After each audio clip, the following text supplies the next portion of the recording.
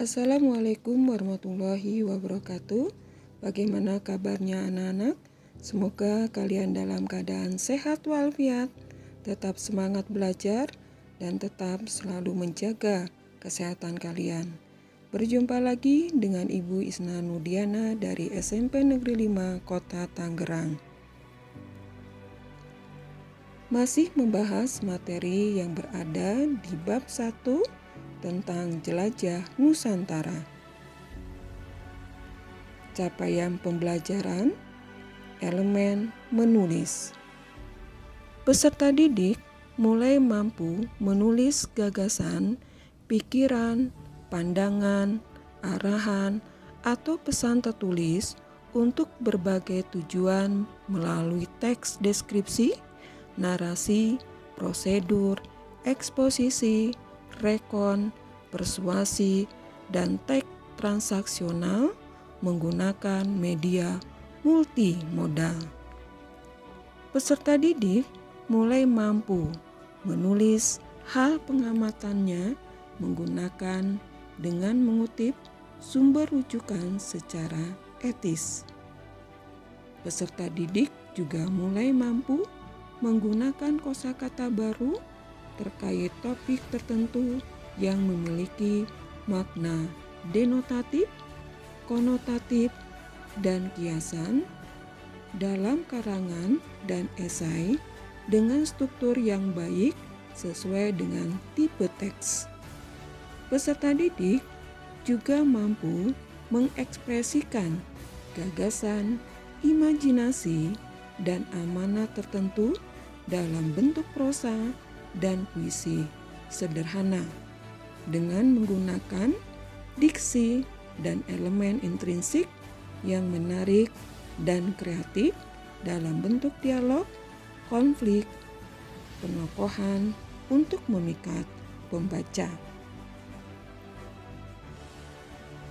Fase capaian pembelajaran adalah fase D untuk kelas 7. Profil pelajar Pancasila pada materi ini diharapkan peserta didik mampu mempunyai karakter bernalar kritis dan kreatif.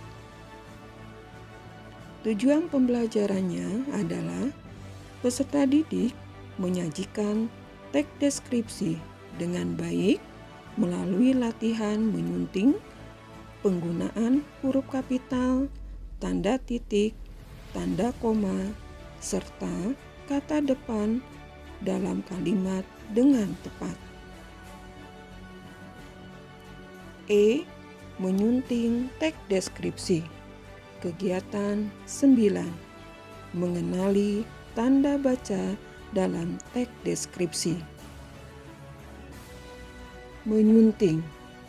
Menyunting berasal dari kata imbuhan me ditambah dengan kata dasar sunting. Menyunting dalam Kamus Besar Bahasa Indonesia atau KBBI adalah menyiapkan naskah siap cetak atau siap terbit dengan memperhatikan segi sistematika, penyajian, isi, dan bahasa, menyangkut ejaan, diksi, dan struktur kalimat. Menyunting disebut juga mengedit. Dalam materi ini, kita akan mencoba menyunting teks deskripsi dengan memperhatikan penggunaan tanda baca, huruf kapital, tanda baca koma, kata depan. Kita bahas lebih dahulu tentang huruf kapital. Huruf kapital 1. Huruf kapital atau huruf besar dipakai sebagai huruf pertama kata pada awal kalimat. Misalnya, kalimat A, Ardi menikmati kopi gayo. Kalimat B, Papandayan adalah salah satu gunung api aktif jenis strato dengan ketinggian 2662 mdpl. Kalimat C, perjalanan ditempuh dalam waktu 1 jam. Kata ardi, kata papandaian, dan kata perjalanan merupakan kata yang mengawali kalimat-kalimat tersebut. Sehingga kata ardi, kata papandaian, dan kata perjalanan huruf awal ditulis dengan huruf kapital. Poin kedua dari materi atau bahasan huruf kapital adalah huruf kapital dipakai sebagai huruf pertama nama geografi. Misalnya Jakarta, Jalan Dago, Kabupaten Garut, Sungai Musi, dan Gunung Papandayan. Beralih pada poin tanda baca koma. Poin A. Tanda koma dipakai di antara unsur-unsur dalam suatu perincian atau pembilangan. Misalnya, ia membeli kopi, kain, dan tas sebagai oleh-oleh untuk para sahabatnya. Pada kalimat ini ada perincian, yaitu setelah kata kopi diberi tanda baca koma, setelah kata kain juga diberi tanda koma. Poin B. Tanda koma dipakai sebelum kata penghubung seperti tetapi, melainkan, sementara, dan sedangkan dalam kalimat majemuk setara. Misalnya, Lili mengambil foto, sementara Fajar memilih menikmati secangkir kopi. Poin C. Tanda koma dipakai untuk memisahkan anak kalimat yang mendahului induk kalimatnya. Misalnya, kalau lulus ujian, ayah akan mengajak saya ke Pulau Bali. Kalimat kalau lulus ujian adalah anak kalimat, sementara kalimat ayah akan mengajak saya ke Pulau Bali adalah induk kalimatnya. Karena anak kalimat mendahului induk kalimat, maka di sana diberi tanda baca koma. Poin D. Tanda koma dipakai di belakang kata atau ungkapan penghubung antar kalimat, seperti oleh karena itu, jadi, dengan demikian, sehubungan dengan itu, dan meskipun demikian.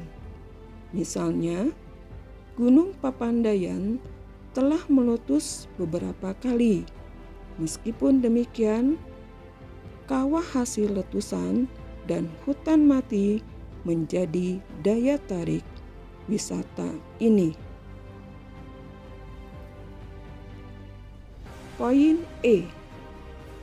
Tanda koma dipakai sebelum dan atau sesudah kata seru, seperti oh, ya, wah, aduh, hai. Tanda koma juga dipakai sebelum dan atau sesudah kata sebagai sapaan, seperti bu, dik, atau na.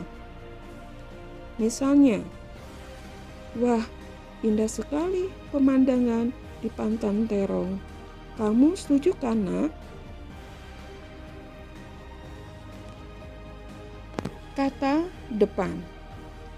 Kata depan seperti di, ke, dan dari ditulis terpisah dari kata yang mengikutinya. Misalnya kalimat A, di mana toko kopi Jawa? Kalimat B, dia ikut berlibur ke Yogyakarta. Kalimat C, ia berasal dari kota musik. Kata depan di, ke, dari ditulis terpisah dari kata yang mengikutinya.